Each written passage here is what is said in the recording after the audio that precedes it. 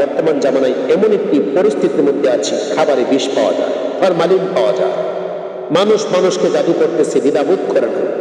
আর এই কঠিন বাস্তবতা থেকে আমাদেরকে মুক্তি হওয়ার জন্য আজ থেকে 1450 বছর 1500 বছর পূর্বে ইমামুল আম্বিয়া রাসূল পাক সাল্লাল্লাহু তাআলা আলাইহি সাল্লাম আমাদেরকে ঔষধ বলে দিয়েছেন, নিয়ম বলে দিয়েছেন। তো তোমরা যদি কেউ সকালবেলা 7টা আজওয়া খেজুর খাও, তোমরা যদি কেউ সকালবেলা 7টি আজওয়া খেজুর খাও, ওই দিন তোমার বিষক্রিয়ার কোনো ক্ষতি করতে পারবে না, কোনো জাদু তোমাকে কোনো ক্ষতি করতে পারবে না। আল্লাহু আকবার। এখানে আমরা আজওয়া খেজুরের গোপন রহস্য জেনে গেলাম। আজওয়া খেজুর আমরা কিভাবে পেলাম, কোথেকে আসছে, এর হাকিকত আমি আপনাদের সম্মুখে তুলে ধরবো। আল্লাহ পাক রব্বুল আলামিন যেন আমার তৌফিক দান করে। ইমামুল আম্বিয়া রাসূল পাক সাল্লাল্লাহু তাআলা আলাইহি ওয়াসাল্লাম মদিনায় হিজরত করার পূর্বে ওখানে নবীজির একজন প্রেমিক সালমান ফারসি বসবাস করতেন। ওনাকে এক ইহুদির কৃতদাস হিসেবে ওখানে জীবনযাপন করতে হইতো। যখন নবীজি মদিনায় ভ্রমণ করলেন, মদিনায় আগমন করলেন, তো মদিনার সমস্ত এলাকাতে এলান হয়ে গেল সালমান ফারসি রাদিয়াল্লাহু তাআলা আনহু নবীজির দরবারে আসতেন, নবীজির কাছ থেকে কথা শুনতেন, ওয়াজ শুনতেন, ইসলামের আলোচনা শুনতেন, ইসলামের হেদায়েত গ্রহণ করেছেন, ইসলাম ধর্ম গ্রহণ করেছেন। তার মনিব ছিল কঠোর ইহুদি। সে যখন জানতে পারল সালমান ফারসি রাদিয়াল্লাহু তাআলা আনহু নবীজির হাত ধরে ইসলাম গ্রহণ করেছেন, তো সালমান ফারসির মনিব সবসময় সালমান ফারসিকে কষ্ট দিত। সারাদিন পরিশ্রম করানোর পরে রাত্রিবেলা ঘরে বসে বসে সালমান ফারসির সামনে আমার নবীজিকে গালি দিত। 1 দিন 2 দিন 3 দিন 1 সপ্তাহ কঠিন গালি যখন দিত, তো একদিন এমন কঠিন গালি নবীজিকে দিয়েছে যা একজন মুমিন হিসেবে উনি আর বরদাস্ত করতে পারে নাই। উনি ইহুদিকে চাপটিয়ে ধরলেন। ইহুদি চিৎকার করে বলতেছে, মুনিব চিৎকার করে বলতেছেন, আমার গোলাম আমাকে মারতেছে, আমাকে পাকড়াও করেছে, তোমরা বাঁচাও। খাইবারের প্রায় 300 ইহুদি এসে পর্যাপ্ত পরিমাণে হযরতে সালমান ফারসিকে আঘাত করেছেন, মেরেছেন।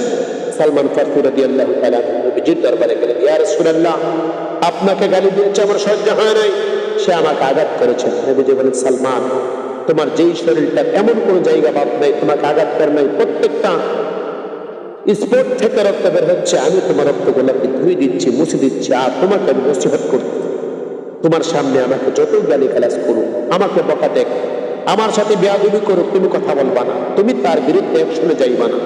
সালমান ফারসি রাদিয়াল্লাহু তাআলা নবীজির কথা শুনে চলে গেলেন। ইহুদি দেখা গেল কি কয়েকদিন পর আবারও নবীজির শানে বেয়াদবি করতে আরম্ভ করলেন। সালমান ফারসি সহ্য হয় নাই, আবারও সে তার মনিবকে জাপটিয়ে ধরেছে। মনিব চিৎকার করে বলতেছেন, আমার গোলাম আমার উপরে হাত দিয়েছে। 300 ইহুদি আজকে পর্যাপ্ত পরিমাণ ওনাকে আঘাত করেছে। সালমান ফারসি রাদিয়াল্লাহু তাআলা আনহু নবীজির দরবারে গেলেন।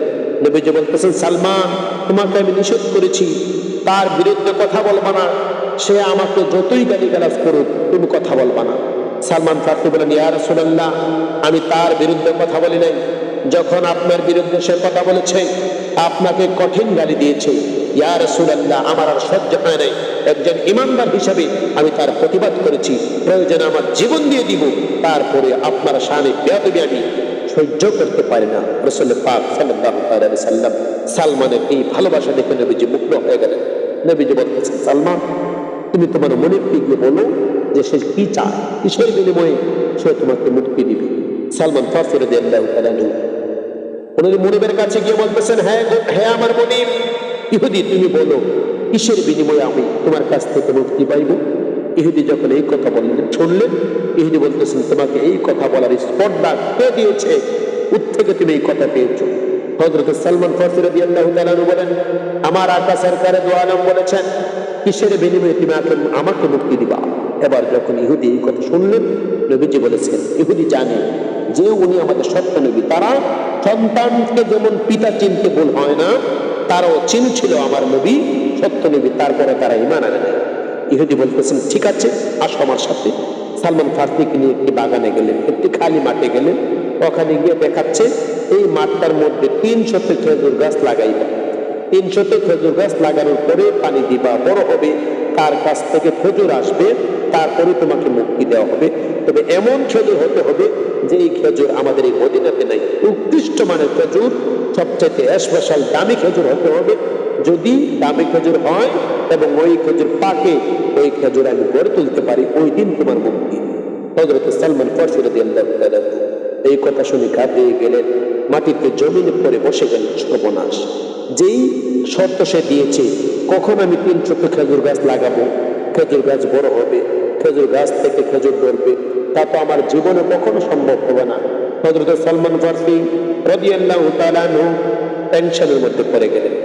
যাই হোক, করে চিন্তা করলেন, যেহেতু আমার আকা বলেছেন, সরকার দু আলম বলেছেন যে সে কি চাই, তার ডিমান্ড কি, তার চাহিদা কি, আমাকে জানাও। এবার সালমান ফারসি রাদিয়াল্লাহু তাআলা নবীজির কাছে গিয়ে বললেন, ইয়া রাসূলুল্লাহ, ইয়া হাবিবাল্লাহ, নবী গো, ইহুদির ডিমান্ড হলো তার জমিনে 300 খেজুর গাছ লাগাতে হবে, খেজুর গাছ বড় হতে হবে, ওই খেজুর গাছ থেকে খেজুর পাকতে হবে, সে যদি ফল পায় তাহলে আমাকে সে মুক্তি দিবে।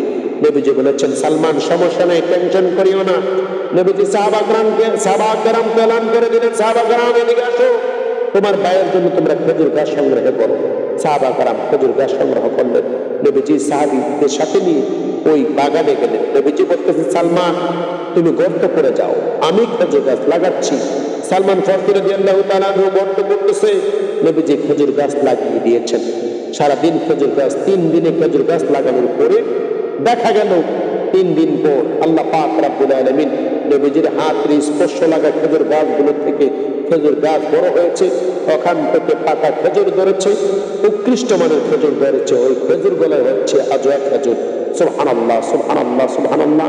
তো আমরা আজওয়া খেজুর পেয়েছি হযরত সালমান ফারসি রাদিয়াল্লাহু তাআলা আনহু ওসিলা করে রাসূল পাক সাল্লাল্লাহু তাআলা আলাইহি ওয়াসাল্লাম উনি ওনার হাত মোবারক দিয়ে খেজুর গাছ লাগিয়েছেন। ওই খেজুর গাছ থেকে আমরা আজওয়া খেজুর পেয়েছি, যেই খেজুর যদি কেউ সকালবেলা 7টি আজওয়া খেজুর খায়, ওই দিন ওই ব্যক্তির কোনো বিষক্রিয়া আক্রান্ত হবে না, ওই দিন ওই ব্যক্তির জাদুটোনা কাজে আসবে না। এই জন্য আমাদের উচিত আমরা প্রত্যেকদিন সকালে 7টা করে আজওয়া খেজুর খাবো, তাহলে আমাদের খাবারে যে ফরমালিন আছে, বিষক্রিয়া আছে, ওই বিষক্রিয়া থেকে নিজেরা হেফাজত নিজেদেরকে করতে পারবো। আর বিশেষ করে বর্তমান জামানায় মানুষকে জাদু করতেছে, একজন ইয়াং ছেলে যুবতী মহিলাকে জাদু করতেছে, মেয়েকে জাদু করতেছে, তার জীবন নষ্ট করে দিচ্ছে। আমি তাদেরকে বলবো, আপনারা বেশি বেশি করে সকালবেলা 7টি করে আজওয়া খেজুর খাবেন, এতে করে আপনি জাদু টোনাকে থেকে নিজেকে হেফাজত করতে পারবেন।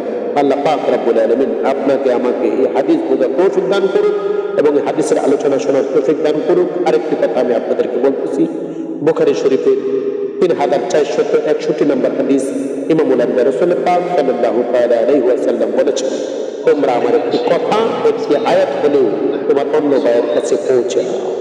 তোমার একটি কথা, একটি আয়াত অন্য ভাইয়ের কাছে, আমার একটি কথা, একটি আয়াত তোমার অন্য ভাইয়ের কাছে পৌঁছে দাও।